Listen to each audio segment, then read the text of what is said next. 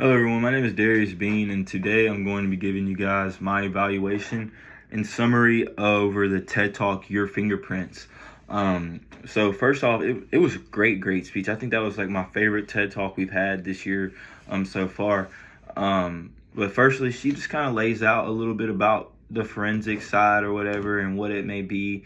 And I was astonished to hear all the stuff she had to say because like I've watched all the criminal shows and seen all that kind of stuff, but never really knew just how much they're able to do now and today with that technology and how they can decipher fingerprints and stuff like that. So it's truly incredible.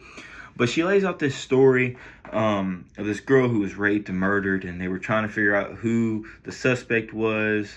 And they had 20 guys at first, and they were able to narrow it down to 3.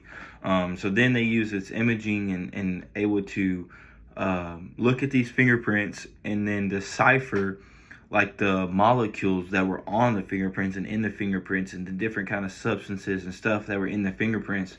And so they found a condom, lubricant, antidepressants, and like cocaine.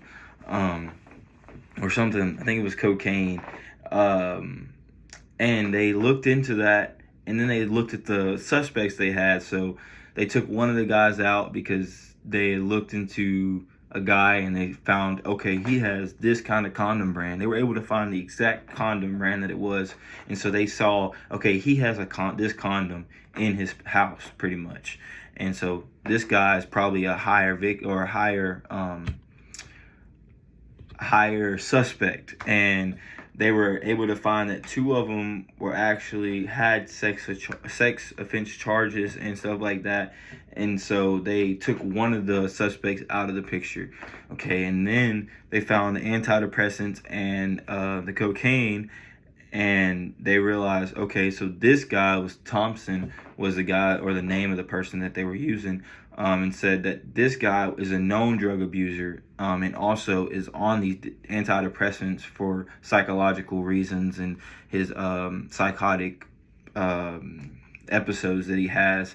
And so they were able to put it on him, but that wasn't enough information, obviously, to get a conviction. So they went even further into looking into it.